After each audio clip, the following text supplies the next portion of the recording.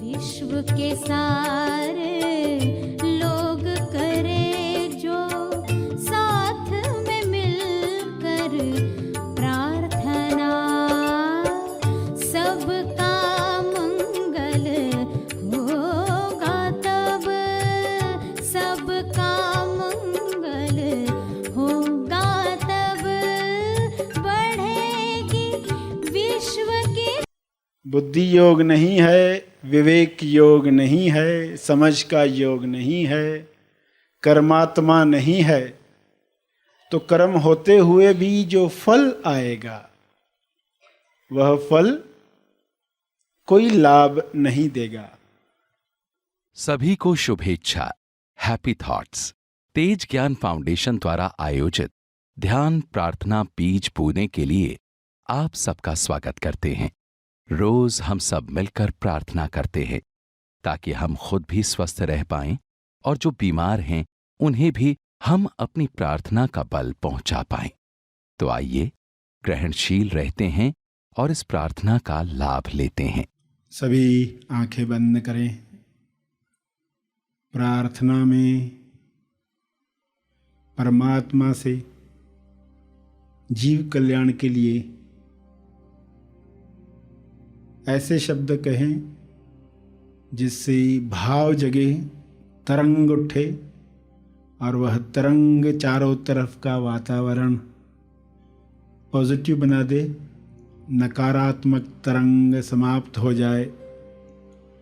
आपके शब्दों में जो तरंग का जादू है, वाइब्रेशन है, जो आकाश तत्व में मिल जाती है और रिकॉर्ड हो जाती है, वातावरण को शुद्ध करती है, ऐसी तरंगें चारों तरफ फैलकर सबका कल्याण करें, सबको स्वास्थ्य दे, सबको समृद्ध करे, सबको अपनी याद दिलाए, सभी में स्वबोध जगाए। ऐसी शक्ति आपके शब्दों में है, आपके सकारात्मक विचारों में है।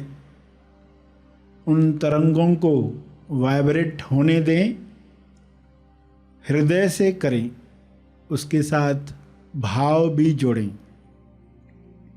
ये भाव आपको ग्रहणशील बनाते हैं, अंतर मन तक विश्वास को पहुंचाते हैं कि ये संभव है, सभी स्वस्थ हो सकते हैं, सभी भाईचारे के साथ रह सकते हैं, सभी इस अज्ञान से मुक्त हो सकते हैं कि कम बनाया गया है छीनकर ही प्राप्त होता है। ऐसा अज्ञान आपकी प्रार्थनाओं से समाप्त हो, इस समझ के साथ सभी प्रार्थना करें। हे परमात्मा, आपने सब भरपूर बनाया है, आपके दिव्य योजना में सबके लिए आनंद है, प्रेम है, समृद्धि है, पैसा है, स्वास्थ्य है, संतुष्टि है। किसी चीज़ की कमी नहीं रखी गई है। यह ज्ञान सब में फैल जाए, सभी दिल से दूसरों के लिए दुआ करें, दूसरों की मदद करें, सही निमित्त बने।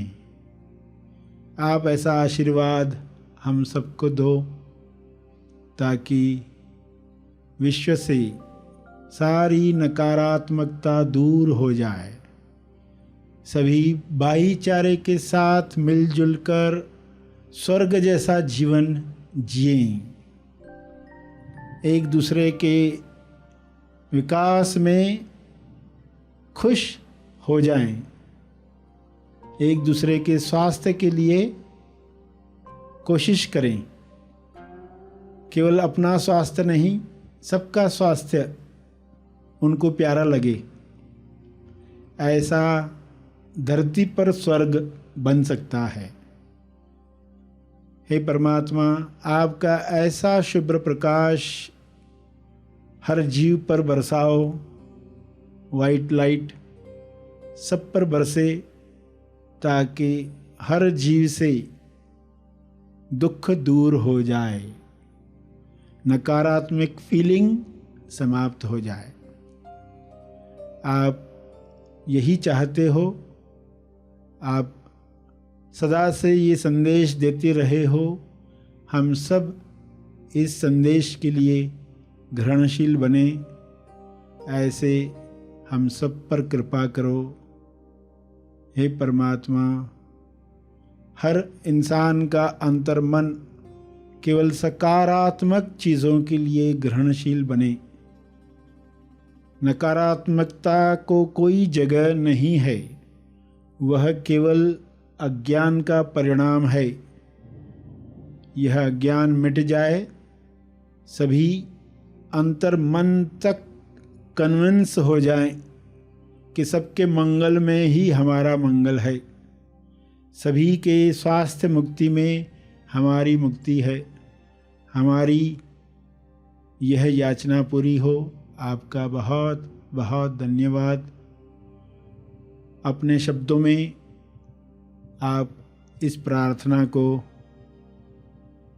दोहराते रहें।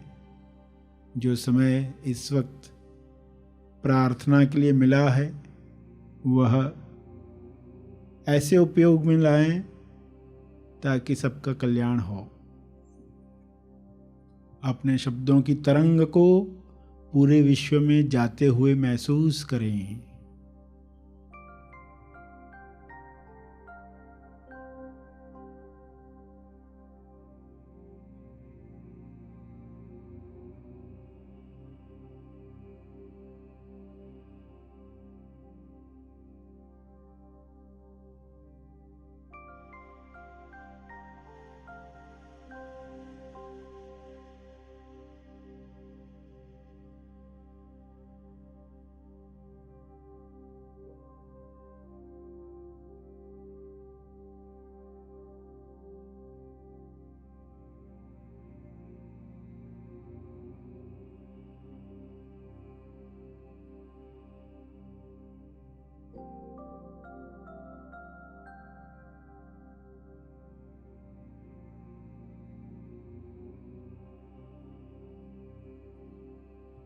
महसूस करें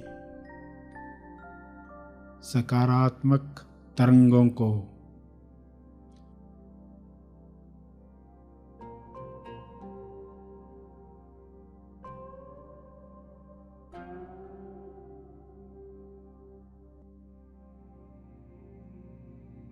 विजुअलाइज करें शुभ्र प्रकाश को जो पृथ्वी पर उतर रहा है, हर जीव पर बरस रहा है। सभी गीत गा रहे हैं, जैसे पक्षी अपनी आवाज़ में चहचहाते हैं। हर मनुष्य प्रेम के गीत गा रहा है, सबको मदद कर रहा है। ऐसा दृश्य प्रकट हो रहा है। मैं बहुत आभारी हूँ।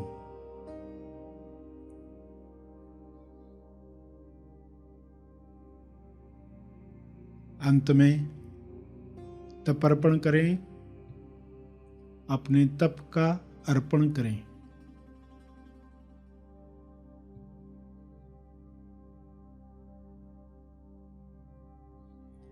इस अर्पण में सबका भला हो, तेज मंगल हो, तेज मंगल हो।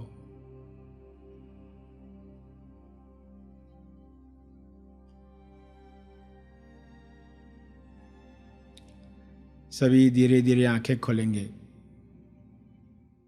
आइए सब ग्रहणशील होते हैं एक चेतना संदेश सुनने के लिए।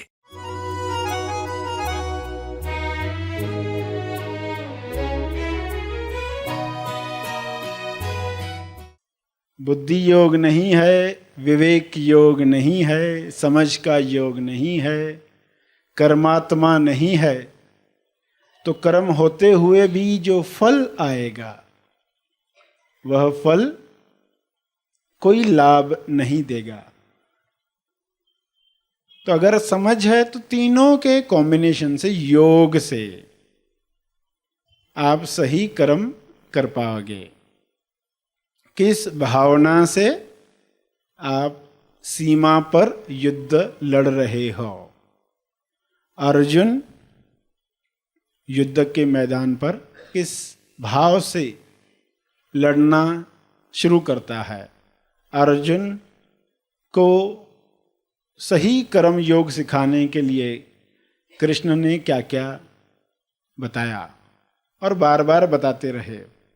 सारथी कृष्ण को बनाया गया तो उसका फायदा यह हुआ कि जो गलतियां सभी योद्धाओं से होती हैं, जो गलतियां सभी इंसानों से होती हैं, वे होना बंद हुई।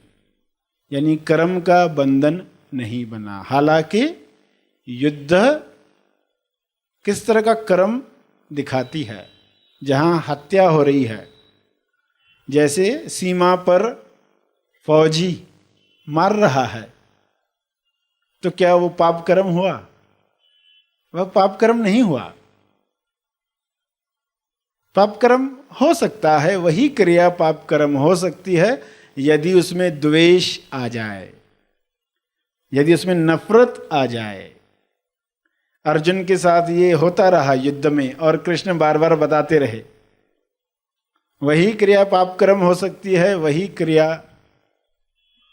बंधन से मुक्त कर सकती है। अर्जुन से क्या हो रहा है, बीच बीच में उसे याद आ रहा है, इसने मेरे साथ ऐसा किया, मेरे भाइयों के साथ ऐसा किया, बीवी के साथ ऐसा किया।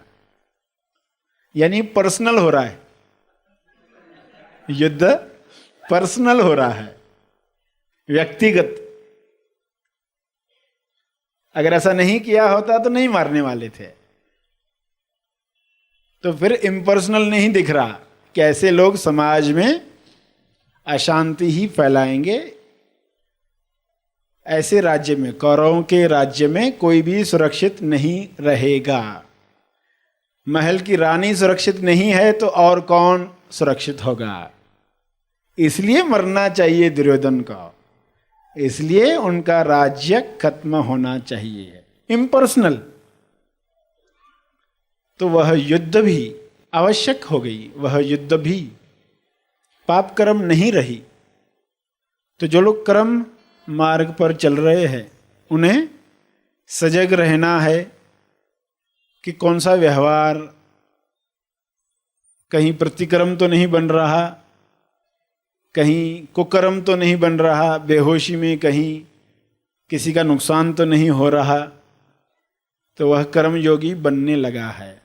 कर्म के साथ भाव भक्ति का है, वाणी मौन से निकल रही है, विचार उस समझ के साथ, बुद्धि से, विवेक से। तो क्रिया जो होगी वो सही दिशा में होने वाली है।